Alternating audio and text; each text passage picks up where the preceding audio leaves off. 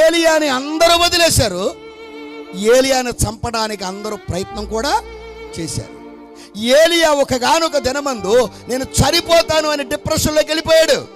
కానీ ఏలియాను దేవుడు ఎలా ఉండమన్నాడో అలా ఉంచే ఆ దేవుడు ఉన్నాడే, ఆయన యథార్థంగా ఏలియాకి సహాయం చేశాడు. దేవునికి స్తోత్రం. ఎవరున్నా లేకపోయినా యథార్థవంతుల పక్షముగా దేవుడు నిలబడతాడు. అందుకే సంఘముగా మీరు ఎలా ఉండాలి చెప్పండమ్మా. తాళవృక్షము ఏది దాచుకోనట్టుగానే పెళ్లి కుమార్తెలారా, రహస్య పాపాలు ఉన్నాయేమో, చీకటి కోణాలు మీలో ఉన్నాయేమో, దేవుని పిల్లారా, సేవకుడికి తెలియకుండా, సంఘానికి తెలియకుండా, ప్రభువుకి తెలియవులే అని 10 ఆజ్ఞలలో ఏ ఆజ్ఞనైనా ఒకవేళ మీరుతున్నావేమో.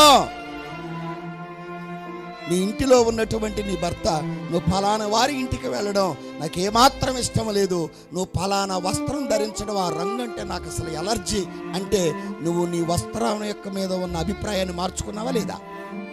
మాట్లాడరే.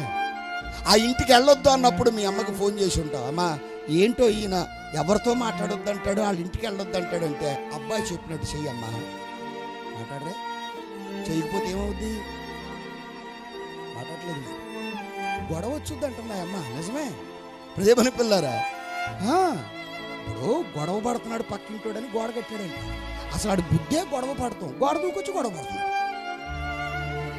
మంచి మాట అందించింది నాకు ఆ తల్లి, గడ్ బ్లెస్ యు అమ్మా.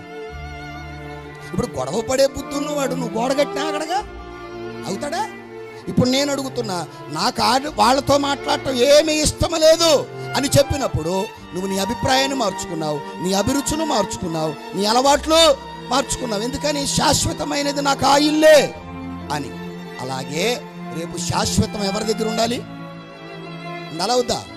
నీ సంఘ కాపరి వాక్యము ద్వారా నిన్ను హెచ్చరిస్తాడు. నీ సంఘ కాపరి నిన్ను వాక్యము ద్వారా ఖండిస్తాడు. నీ ప్రవర్తన జాగ్రత్త. నా ప్రభువు ఎవరు చెప్పండి?